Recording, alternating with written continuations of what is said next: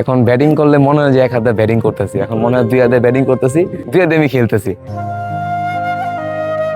আমাদের চারপাশে কত মানুষের কত শত অভিযোগ, অথচ সব হারিয়েও কেউ কেউ হাসি মুখে লড়ে যান জীবনের মাঠে।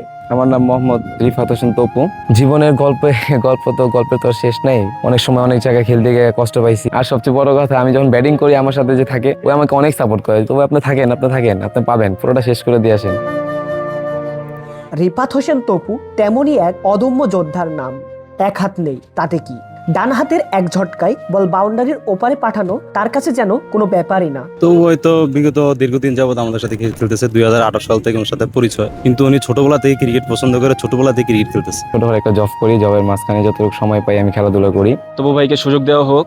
আমাদের বিশ্বাস তিনি বাংলাদেশের জন্য কিছু করতে পারবে, তার মধ্যে সেই এবিলিটি আছে। ওটা দেখে আমার একটা হাত নেই, আমার কাছে অনেক ফিল হয়েছে যে আমার একটা হাত নেই, কিন্তু আমার আম্মু আব্বা আমার এখানে তাকাইতে দেয় না। তো ওই যদি দেখা ফেলায়, আব্বু বলতেছে ওই যদি কোনো মতো আয়নার সামনে না যেতে পারে। 22 গজে তার এই 4 ছক্কার মুগ্ধতা যে কোনো সুস্থ মানুষকেও এক মুহূর্তের জন্য স্তব্ধ করে দেবে। লড়াইটা শুধু মাঠের চোট কিংবা ভাগ্যের সাথেই ছিল না, ছিল সিস্টেমের বিরুদ্ধেও। ঢাকা টিম একটা প্রতিমধ্যে লিগ ছাড়ছিল, লিগে 6টা টিম, ওর মধ্যে একটা টিম আসেনি, সেটা হলো খুলনা টিমটা আসেনি। তো ঢাকা টিম হয়ে আমি ট্রায়াল দিছি, ঢাকা টিমে তো আমাকে বলছে নিবে। ওই দলের মধ্যে সবচেয়ে স্পিড আমি ছিলাম, প্রতিবন্ধী আমাদের যে টিমটা। পরে ওইখানে যাওয়ার পরে কদিন 4-5 দিন ট্রায়াল দিলাম। ট্রায়াল দেওয়ার পরে আমাকে বলছে যে যাওয়ার একদিন আগে আপনাকে কল দিব, আপনার এসে পাবেন সবকিছু ব্যাগ ট্যাগ গুছায়। তো ওনারা তো চলে গেছে ওইখানে, আমাকে নেয় নেই।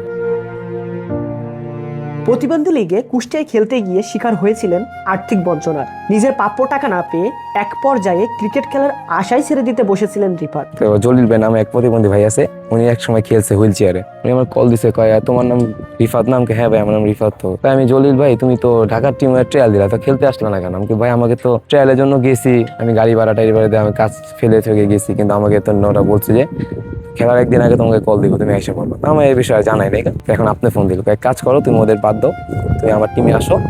পরে ওনার টিম হয়ে খেলছি, গাজীপুর টিম হয়ে খেলছি। খেলার পরে আপনি গিয়ে ওরা দেখছে আমাকে, ওরা আমাকে দেখে অবাক, তুমি এখানে কেমনে আসলা?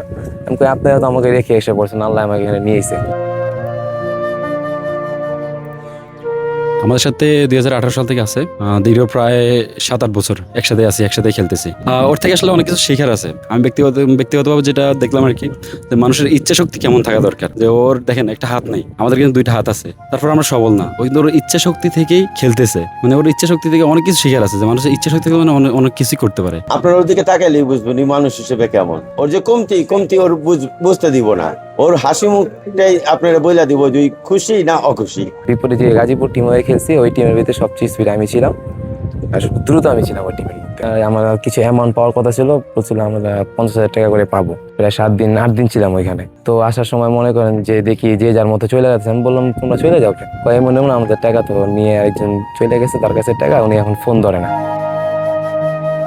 তো আমাদের যে গাড়িতে গেছে, গাড়িটা আমাদের আপনার রিজার্ভ নিয়েছিল যাওয়াটা আসাটা। তো আসার সময় গাড়িতে আমাদের গাজীপুর আসলাম, তো জলি বাইরে বললাম ভাই আমি চলে যাই, আমার তো আর থাকা লাগবে না। হ্যাঁ তুমি চলে যাও। তো বললাম যে আমাদের কিছু টাকা পয়সা দিলে ভালো হইতো, বাসায় তো যাবো এখন। কয় আছে তুমি এক কাজ করে 500 টাকা আমার থেকে নিয়ে যাও, আমার কাছে তো টাকা নাই, এটা আমি আমার গাড়ি থেকে দিতেছি। আর সতীর্থদের ভালোবাসাই রিফাতকে আবার মাঠে ফিরিয়েছে। দৈনিক কাজের ব্যস্ততা সামলে একটু ছুটি পেলেই তিনি ছুটে আসেন চেনা এই 22 গজে, ব্যাট হাতে দাঁড়ান টপ অর্ডারে। শারীরিক সীমাবদ্ধতা যে অদম্য ইচ্ছাশক্তির কাছে কেবল একটি সংখ্যা মাত্র, মোহাম্মদ রিফাত হোসেন তপু তা আরও একবার প্রমাণ করে দিলেন।